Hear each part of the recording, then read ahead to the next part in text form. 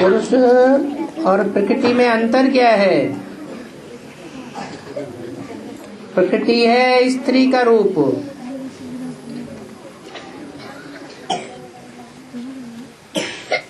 और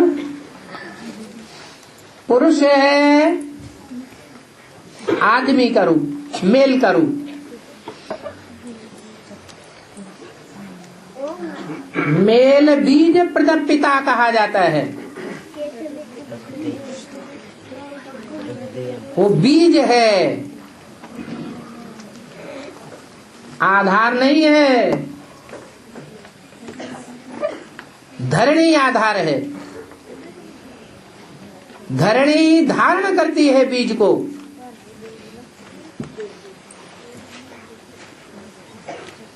तो बीज रूप जो पिता है वो धरणी का आधार लेता है। अगर धरणी का आधार नहीं लेगा तो बीज फलीभूत नहीं हो सकता। धरणी का आधार लेना ही पड़ेगा, भले वो परम पिता परमात्मा ही क्यों न हो। वो भी संसार में तब ही प्रत्यक्ष हो सकता है जब वो प्रकृति का आधार लेता है। इसलिए गीता में लिखा हुआ है प्रकृति सौम्यनिष्ठा है, ये मेरी प्रकृति है जिसका मैं आधार लेता हूँ। कृति प्रमाणा प्रकृष्ट रूप से, कृति माने रचना, जिसकी प्रकृष्ट रूप से रचना की जाती है वो है प्रकृति। शिव ज्योति बिंदु तो ज्ञान का बीज है, स्वयं ज्ञान स्वरूप है, वो ज्ञान का सूर्य है।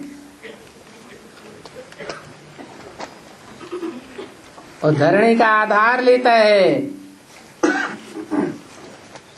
तब चंद्रमा जैसे बच्चों की जन्म होता है।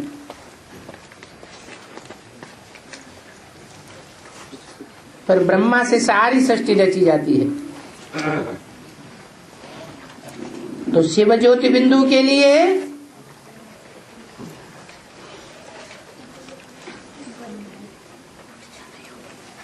जो गाया हुआ है गीता में,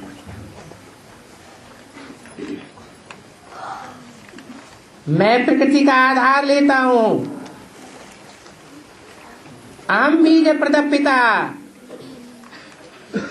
मैं बीज डालने वाला पिता हूं। तो डालने वाला ऊपर होगा या नीचे होगा?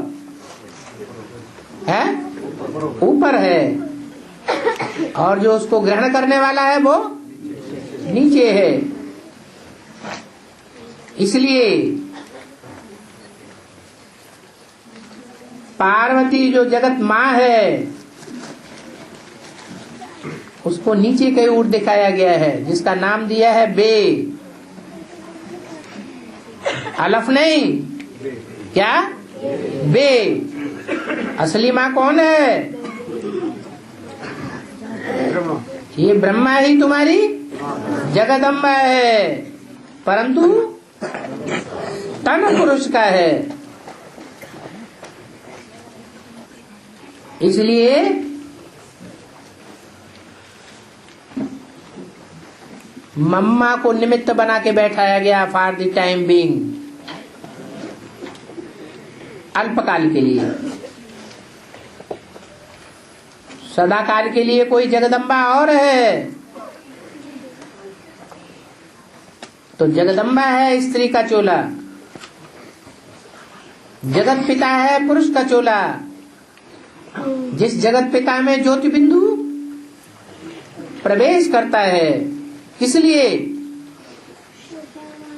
आप समान बनाने के लिए। तो वो आप समान जिसे बनाया जाता है और आप समान बनाने के लिए उसमें जो प्रवेश करता है,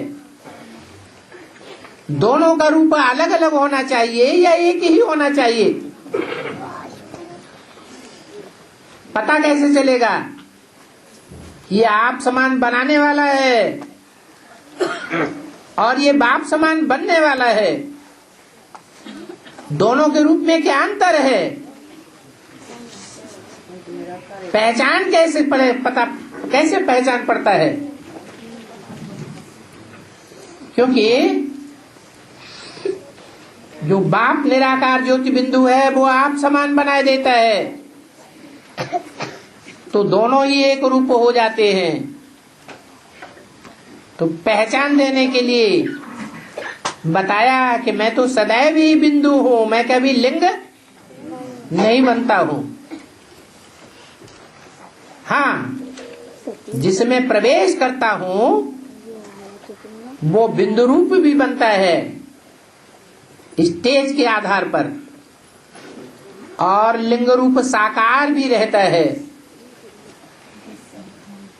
वो लिंग की मेरी पूजा होती है और देवताओं की सब इंद्रियों की पूजा होती है। कमल नयन कहेंगे, कमल मुख कहेंगे, कमल पाद कहेंगे, कमल हस्त कहेंगे। उनके लिंग की पूजा नहीं होती, क्योंकि जो भी 500-700 करोड़ मनुष्य आत्माएं हैं, 33 करोड़ देवताओं सहित, वो कोई भी 100% ज्योति बिंदु नहीं बन पाती। एक ही आत्मा है जो बाप समान क्या बनती है? ज्योति बिंदु बनती है 100%। इसलिए उसका नाम किसके साथ जोड़ा जाता है? जो सदैव ज्योति बिंदु है।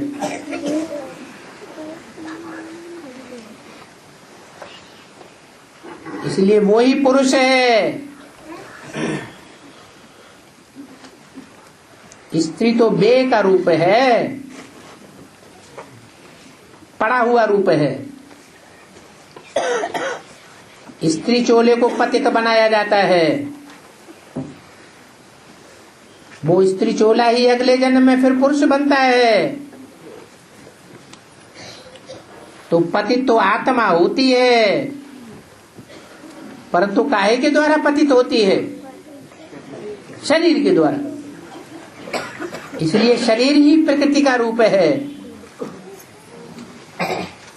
शिव के लिए कहेंगे, शिव ज्योति बिंदु के लिए प्रजापिता प्रकृति का रूप है।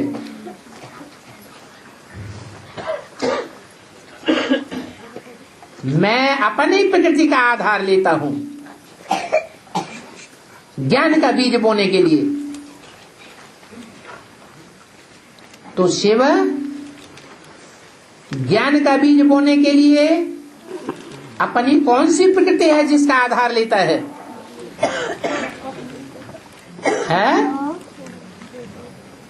प्रजापिता का साकार रूप। और प्रजापिता किसका आधार लेता है? जगदम्बा का आधार लेता है।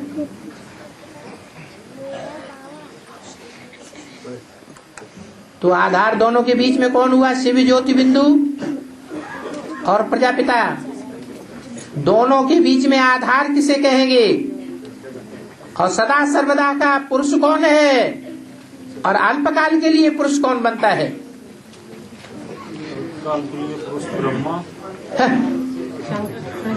प्रजापिता भी तो ब्रह्मा है। पहला ब्रह्मा कौन है? प्रजापिता। इसलिए वो भी आधार है। सारी सृष्टि में जो भी आत्मा मात्र हैं वो सब आधार हैं। एक शिव ज्योति बिंदु पुरुष है, वो सदा काल का पुरुष है, अल्पकाल का नहीं है।